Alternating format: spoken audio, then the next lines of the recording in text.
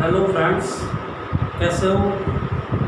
Biology का पहला chapter reproduction in एंजियोस्पर्मल plant एक दो रोज पिछले 2-3 दिनों से लगातार चल रहा है और आज इस टॉपिक को लगभग मैं पूरा समाप्त कर दूंगा।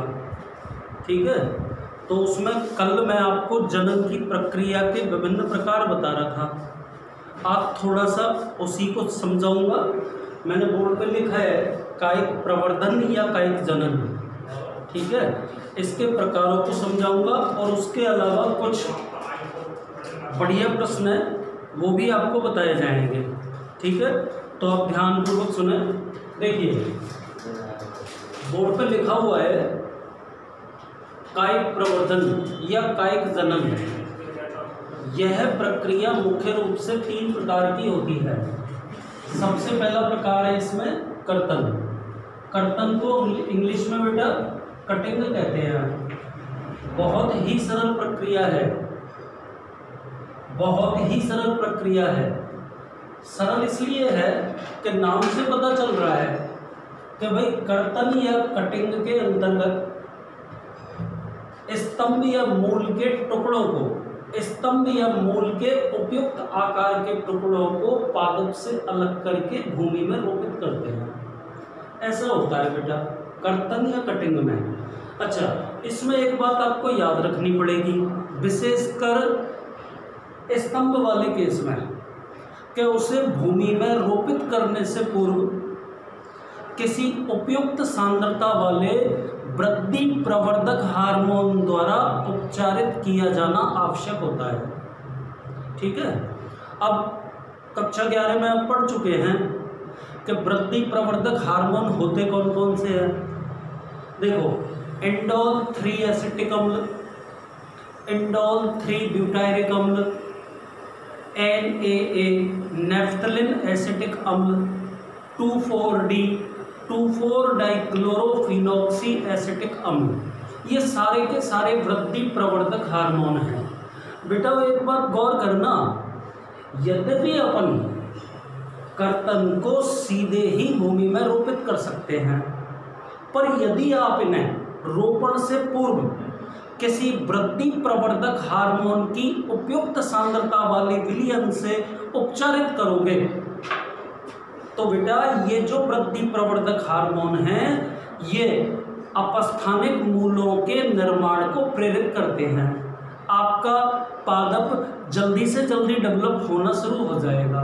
ठीक है, तो देखो मैं दोबारा से कह रहा हूँ, कर्तन में सिर्फ आपको एक लाइन याद करनी है मुख्य रूप से। क्या लाइन याद रखनी है? और बेटा आप सारी चीज़ सीट में पढ़ना, कोई बात उसमें समझ में नहीं आए तो मुझे बताना। कर्तन या कटिंग का मतलब स्तंभ या मूल के उपयुक्त आकार के टुकड़े होते हैं जिन्हें भूमि में रोपित किया जाता है। एक बात इसमें और आप गौर कर लें, छोटी सी बात है कि यदि विशेषकर स्तंभ के लिए स्तंभ को भूमि में रोपित किया जाता है तो उस केस में मूल को भी कर सकते हैं। उस स्थिति में उसे किसी वृद्धि प्रवर्धक हार्मोन की उपयुक्त सांद्रता वाले विलयन से उपचारित किया जाना आवश्यक है। उपचारित करने से क्या फायदा होगा? ये फायदा होगा कि उसमें अपस्थानिक मूलों का निर्माण अति शीघ्रता पूर्वक होगा। क्लियर? आगे चले बेटा। देखो, कटिंग या कर्तन 2 प्रकार की होती है, एक तो स्तंभ कर्तन और दूसरा मूल कर्तन। नाम से ही पता चल रहा है भाई साहब, स्तंभ कर्तन के अंदर पादप के स्वस्थ स्तंभ के टुकड़े को भूमि में रोपित किया जाता है। और बेटा मूल कर्तन में क्या करेंगे? मूल कर्तन के अंतर्गत पादप के मूल के टुकड़े को भूमि में रोपित करते हैं। दोनों में बेटा एक छोटा सा अंतर है, सुन ले आप। देखो, स्तंभ कर्तन को सदैव भूमि में क्षैतिज रोपित करते हैं, जबकि मूल कर्तन को ऊर्ध्वाधर अवस्था में रोपित किया जाता है। याद रखना पड़ेगा, ठीक है ना। और बेटा दोनों के आपको अलग अलग एग्जाम्पल ध्यान रखने हैं। जैसे देखो, स्तंभ कर्तन की क्रिया इन पादपों में हो सकती है, गन्ना, अंगूर, गुलाल और बोगेनविलिया। ठीक है। और बेटा मूल कर्तन की प्रक्रिया द्वारा नींबू, अमरूद, सेब और चेरी। इन पादपों के अंदर मूल के कर्तन द्वारा यानी कि मूल की कटिंग द्वारा नव पादप का विकास किया जा सकता है। ठीक है। इस प्रकार कायिक प्रवर्धन का पहला प्रकार कर्तन या कटिंग अपन ने खत्म कर लिया, खत्म हो गया। अब आइए बेटा दूसरे प्रकार पे। दूसरा प्रकार है दाब विधि। क्या नाम है इसका? दाब विधि। बहुत सरल विधि है। इस विधि के अंदर पादप के भाग विशेष को पादप से बिना अलग किए रोपित किया जाता है। एक्चुअल में उसे पादप पर लगे हुई अवस्था में ही मूलित किया जाता है। अभी थोड़ी देर बाद आपके समझ में आ जाएगा कि भाई मूलित करने का मतलब क्या होता है। ठीक है ना। देखिए आप, जैसे इस विधि को अपन ने बेटा दो भागों में विभक्त किया। एक तो है टीला दाब विधि और दूसरी कौन सी है बेटा? वायु दाब या गुट्टी लगाना। तो देखो, टीला दाब विधि तो होती है चमेली और मोगरा में, और वायु दाब विधि अथवा गुट्टी लगाना वाली विधि लीची, अनार, नींबू, संतरा। सुन लिया ना? बिल्कुल भी कंफ्यूज मत होना कि यदि दो अलग अलग विधियों के अंदर एग्जाम्पल समान आ रहे हैं तो आप ये मान लेना कि इस पादप विशेष के अंदर दोनों विधियों के द्वारा कायिक प्रवर्धन किया जा सकता है। ठीक है। आगे चलिए। देखो, पहले अपन पढ़ेंगे टीला दाब विधि को। कौन सी विधि? टीला दाब विधि। सब एक बार बोर्ड पे देखें। एग्जाम्पल में बता चुका हूं कि टीला दाब विधि के द्वारा नए पादप का विकास चमेली एवं मोगरा में किया जा सकता है। ठीक है। अब देखो, टीला दाब विधि में क्या होता है? मान के चलिए कि ये मैंने भूमि की सतह बना दी, भूमि की सतह, और इस सतह के ऊपर ये मैंने पादप बना दिया और ये उसकी मूल हो गई। तो ध्यान से सुना कि टीला दाब विधि का उपयोग प्राय छोटे आकार वाले पादपों में किया जाता है। उनके अंदर क्या होता है? छोटे आकार वाले पादपों में क्या होता है कि देखो, उनकी जो शाखाएं होती हैं वो भूमि की सतह के निकट होती हैं। तो ऐसे पादपों में भूमि की सतह के निकट वाली शाखा को भूमि में इस प्रकार रोपित किया जाता है कि उसका पर्व एवं पर्व संधियों वाला हिस्सा जमीन के नीचे हो तथा वह भाग जिस पर पत्तियां उपस्थित होती हैं वो भूमि के बाहर निकला हुआ हो। याद रखना पड़ेगा। तो बेटा ये पर्व संधियां जो हैं, इन पर्व संधियों से अनुकूल परिस्थितियों में उपयुक्त माध्यम में नए पादप का प्रस्फुटन प्रारंभ किया जा सकता है। तो ये तो हो गई टीला दाब विधि। जरा बताना इसमें मैंने क्या एग्जाम्पल बताए हैं। टीला दाब विधि द्वारा नए पादपों का विकास चमेली एवं मोगरा में किया जा सकता है। याद रखना पड़ेगा। आगे चलिए बेटा, दूसरी विधि कौन सी दे रखी है? वायु दाब विधि अथवा गुट्टी लगाना। ध्यान से देखना पड़ेगा, बोर्ड पे समझा रहा हूं। इस विधि में क्या होता है? देखो, पहली बात तो आपको दिमाग में ये रखनी पड़ेगी कि ये जो प्रक्रिया है वो अधिक ऊंचाई के वृक्षों में संपन्न की जाती है। ठीक है। इस प्रक्रिया के अंदर देखो, जैसे ये तो मैंने भूमि की सतह बना दी मान लीजिए, और ये मैंने पादप की मूल बना दी, और ये पादप का तना हो गया बेटा, और ये पादप की शाखा है मान के चलिए। ठीक है ना, शाखा बना दी। अब ध्यानपूर्वक सुनाएं। देखो, वायुदाब अथवा गुट्टी लगाना विधि के अंतर्गत सबसे पहले क्या करते हैं, पादप के स्तंभ की एक शाखा को, पादप के स्तंभ की निचली वाली शाखा को तेज धार वाले चाकू से बलय बनाकर छील लेते हैं, यानी कि उसकी छाल को हटा देते हैं। छाल को हटा दिया हमने। अब इसके बाद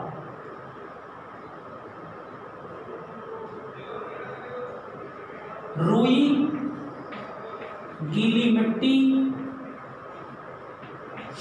या मॉस, इसको मांस मत समझ लेना जंतुओं का, मॉस ब्रायोफाइट्स होते हैं, उसके द्वारा इसे ढक दिया जाता है।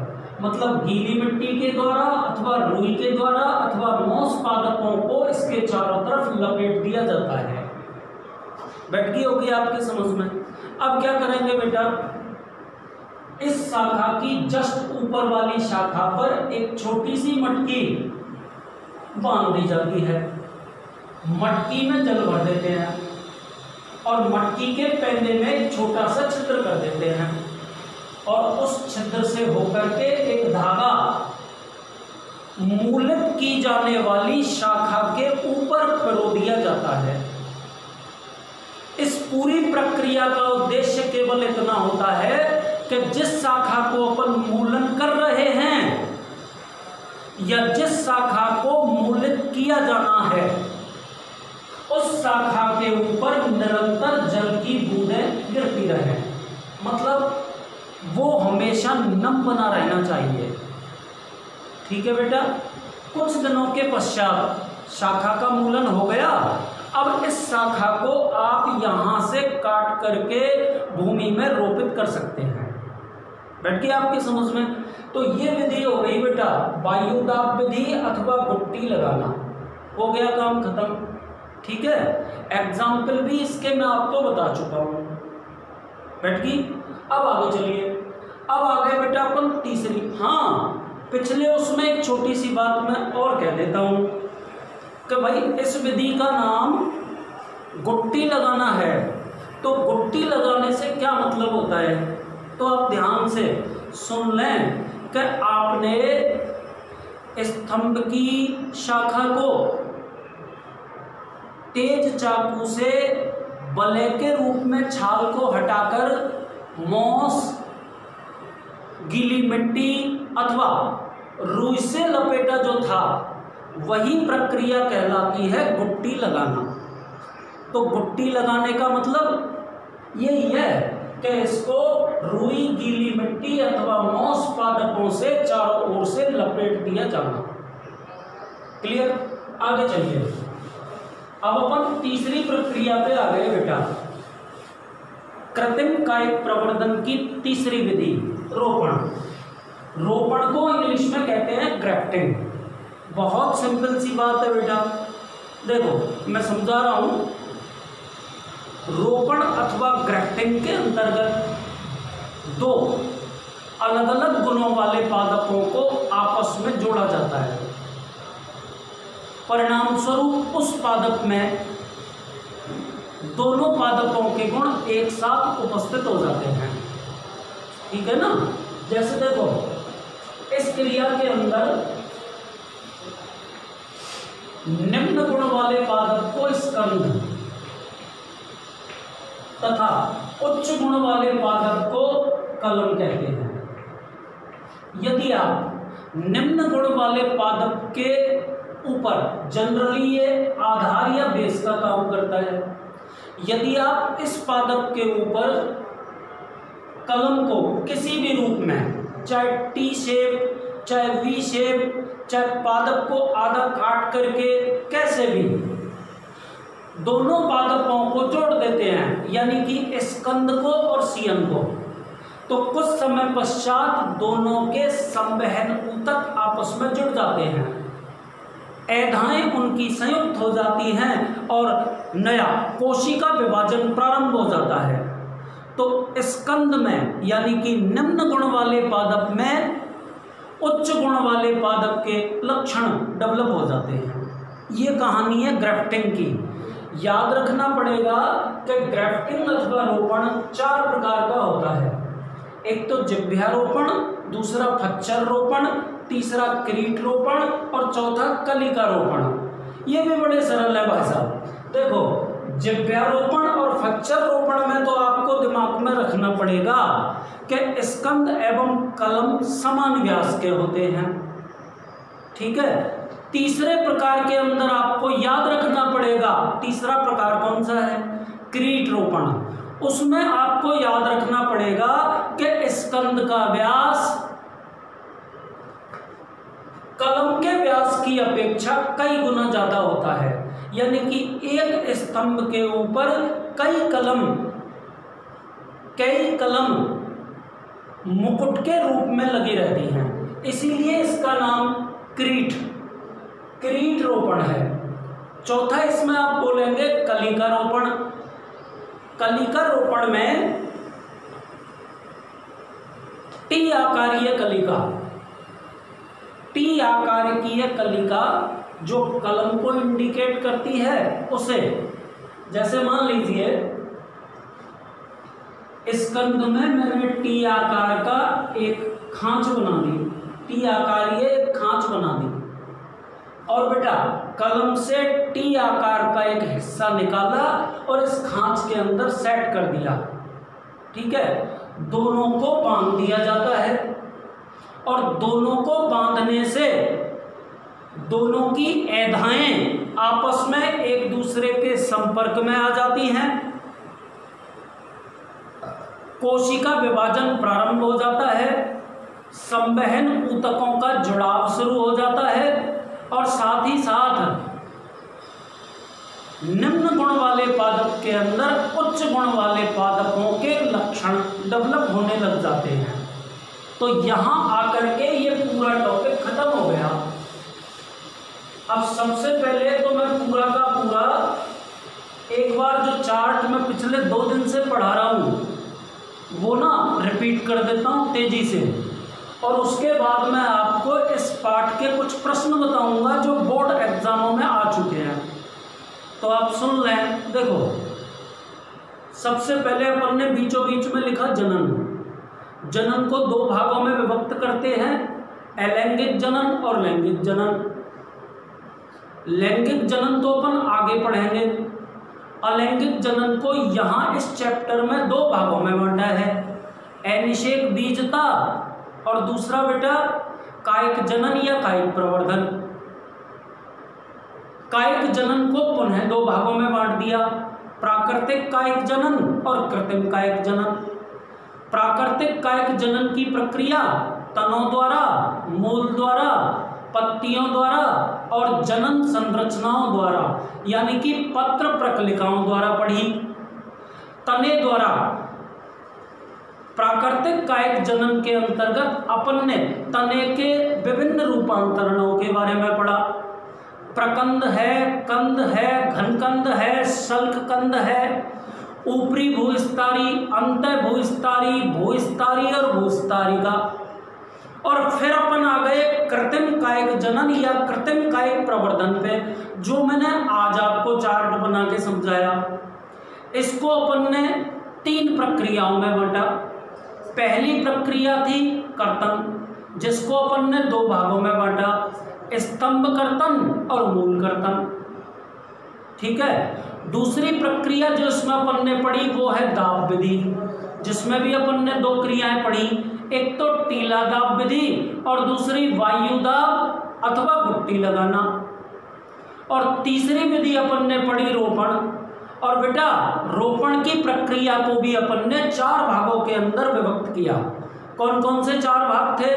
देखो, चारों के चारों भी आपके सामने ब्लैक बोर्ड पे लिखे हुए थे और मैं उनको कह देता हूं, ठीक है ना। जैसे देखो बेटा, सबसे पहले जिह्वारोपण नंबर 1 पे, कौन सा रोपण? जिह्वारोपण। नंबर 2 पे फच्चर रोपण, नंबर 3 पे क्रीट रोपण और नंबर 4 पे कलिका रोपण। इनमें आपको एग्जाम्पल्स याद करने की आवश्यकता नहीं है, ये तो कोशिकाएं यानी कि पादप के विभिन्न भाग किस प्रकार एक दूसरे से जुड़ते हैं ये बताना है चारों में। ठीक है, अब आप कुछ प्रश्न देखिए बेटा, ध्यान से और सुनना पड़ेगा। देखो, सबसे पहला प्रश्न मैं बोल रहा हूं, आप ध्यान से सुनिए। पहला प्रश्न इसमें यह है बेटा, ध्यान से, कि अंड प्रजक प्राणियों की संतानों का उत्तर जीवन सजीव प्रजक प्राणियों की संतानों की अपेक्षा अधिक जोखिम पूर्ण होता है। क्यों? बोर्ड के एग्जाम में 12वीं कक्षा में आया हुआ प्रश्न है, बहुत इंपॉर्टेंट है प्रश्न। ध्यान से इधर देखो, मैंने यहां पर दो अलग अलग प्रकार के जीवों के बारे में लिख दिया। पहले प्रकार के जीव तो हैं अंड प्रजक, और दूसरे प्रकार के जीव हैं सजीव प्रजक, ठीक है ना। अंड प्रजक जीव कौन से होते हैं? जो अंडे देते हैं। और सजीव प्रजक जीव कौन से होते हैं? जो एक पूर्ण विकसित शिशु को पैदा करते हैं। तो प्रश्न क्या था, पहले आप प्रश्न को समझो कि अंड प्रजक प्राणियों का उत्तर जीवन यानी कि सर्वाइवल सजीव प्रजक प्राणियों के सर्वाइवल की अपेक्षा अधिक जोखिम पूर्ण होता है। क्यों? Very simple. देखो बेटा, कि अंड प्रजक प्राणियों के द्वारा दिए जाने वाले अंडे प्रतिकूल वातावरणीय परिस्थितियों द्वारा नष्ट किए जा सकते हैं। पहली बात, विपरीत पर्यावरणीय परिस्थितियां भी अंड प्रजक प्राणियों द्वारा दिए गए अंडों को नष्ट कर सकती हैं। पर बेटा गौर करें, और गौर आपको क्या करना है कि सजीव प्रजक प्राणियों द्वारा उत्पन्न होने वाली संतानों का पोषण एवं सुरक्षा, चूंकि इनका विकास मदर के गर्भाशय में होता है, तो इनको ना मदर के गर्भाशय में उपयुक्त वातावरण, पोषण एवं श्वसनीय गैसें अवेलेबल होती रहती हैं। तो देखो, गर्भाशय में उपस्थित होने के कारण ना तो इनके ऊपर विपरीत पर्यावरणीय परिस्थितियों का प्रभाव पड़ता है, पहली बात, न परभक्षक जीवों के द्वारा इन्हें नष्ट किया जा सकता है। तो बेटा आपको ध्यान रखना पड़ेगा कि भाई अंड प्रजक प्राणियों का उत्तर जीवन अधिक जोखिम पूर्ण होता है बजाय किसके? सजीव प्रजक प्राणियों के सर्वाइवल अथवा उत्तर जीवन के। ठीक है भाई साहब, प्रश्न मेरे हिसाब से आपके समझ में आ गया होगा, और आप शीट में पढ़ना ऐसे की ऐसे ही लिखा हुआ है। अब दूसरी बात पे आ जाइए, ये भी बोर्ड के एग्जाम में आया हुआ प्रश्न है। अर्धसूत्री विभाजन एवं युग्मक जनन किस प्रकार एक दूसरे से संबंधित होते हैं, समझाइए। तो ध्यान से सुने बेटा, देखो यहां पे मैंने लिख दिया युग्मक जनन। जहां तक मैं सोचता हूं आप सभी जानते होंगे कि युग्मक जनन किसे कहते हैं। इसको अंग्रेजी में बोलते हैं बेटा गैमीटोजेनेसिस। क्या बोलते हैं? गैमीटोजेनेसिस, इंग्लिश में गैमीटोजेनेसिस। अब मेरी बात को ध्यान से सुने। सबसे पहले आपको यह जानना है कि युग्मक जनन या गैमीटोजेनेसिस किसे कहते हैं। बहुत सरल भाई साहब, नाम ही खुद बता रहा है। युग्मकों अथवा गैमेट्स के निर्माण की क्रिया युग्मक जनन अथवा गैमीटोजेनेसिस कहलाती है। बिल्कुल सिंपल सी बात है कि युग्मकों का निर्माण कहाँ पे होता है? जननों में। और बेटा जनन क्या होते हैं? वृषण और अंडाशय, ये जनन होते हैं। वृषण और अंडाशय, थोड़ा सा गौर करना। वृषण को बोलते हैं बेटा नरजनद, अंडाशय को बोलते हैं बेटा मादा जनद। ठीक है ना? तो ध्यान से सुनो, वृषण और अंडाशय यानी कि जननों में युग्मकों का निर्माण करने वाली युग्मक जनक कोशिकाएं द्विगुणित होती हैं और बेटा युग्मक जनन की क्रिया द्वारा निर्मित होने वाले युग्मक अगुणित होते हैं। तो नेचुरल सी बात है कि द्विगुणित युग्मक जनन कोशिकाओं से अगुणित युग्मकों का निर्माण कौन से विभाजन के द्वारा होगा? अर्धसूत्री विभाजन के द्वारा, क्योंकि अर्धसूत्री विभाजन ही वह विभाजन है जिसके द्वारा निर्मित होने वाली कोशिकाओं में गुणसूत्रों की संख्या जनक कोशिकाओं की आधी होती है। तो आप बड़े आराम से कह सकते हैं कि युग्मक जनन की क्रिया एंड गैमेटोजेनेसिस एंड युग्मक मीन्स मियोसिस, अर्धसूत्री विभाजन की क्रिया दोनों एक दूसरे से संबंधित होती हैं। एक और प्रश्न आप जान लीजिए, क्योंकि वैसे तो आप सब जानते हैं। जैसे आपसे कोई कहीं भी प्रश्न पूछे आप तुरंत उत्तर दे देंगे। जैसे मैंने आपसे पूछा जनन क्या है और इसका महत्व लिखिए, आप सभी बता सकते हैं, मुझे पता है। लेकिन फिर भी एक सेट डेफिनेशन, सेट लैंग्वेज में उसका महत्व किस प्रकार लिखेंगे वो और आप सुन लीजिए। देखिए, सबसे पहले तो आप जनन की परिभाषा बोलेंगे। जनन वह प्रक्रिया है जिसके द्वारा प्रत्येक सजीव अपने समान जननक्षम संतति उत्पन्न करने की क्षमता रखता है। हो गई परिभाषा। कक्षा 11 से जानते हैं। अरे कक्षा 11 में तो जनन की 5-5 परिभाषा बताई हैं अलग अलग वैज्ञानिकों के द्वारा। यहाँ तो केवल एक ही परिभाषा है जॉन रे के द्वारा दी गई, और वो भी सबसे सरल कि जॉन रे नामक वैज्ञानिक ने बताया था कि जनन वह प्रक्रिया है जिसके द्वारा प्रत्येक सजीव अपने समान जननक्षम संतति उत्पन्न करते हैं। आगे बढ़िए बेटा। यदि आपसे मैं पूछूं कि जनन का महत्व लिखिए, ठीक है, तो देखो उसमें सबसे पहला महत्व तो आप क्या बोलोगे कि जनन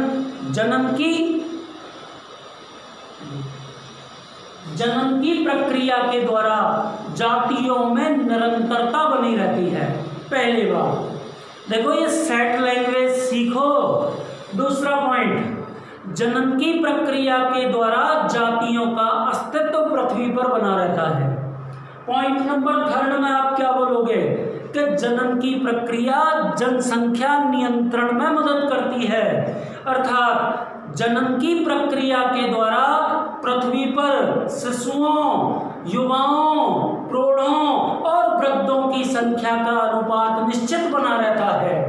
पॉइंट नंबर 4, जनन प्रक्रिया के द्वारा जीवों में विभिन्नताएं उत्पन्न होती हैं, और बेटा विभिन्नताएं ही जैव विकास के लिए आवश्यक हैं। सोचो कि यदि विभिन्नताएं नहीं होती तो आज भी हम ऐसे होते जैसे करोड़ों वर्ष पूर्व का मनुष्य आप किताबों में वनमानुष के समान देखते हैं। ये केवल विभिन्नताओं का ही परिणाम है कि आज अपन इतने डेवलप हो गए। एंड लास्ट पॉइंट बेटा, कि जनन प्रक्रिया के द्वारा प्राकृतिक रूप से मृत हुए जीवों का प्रतिस्थापन होता है।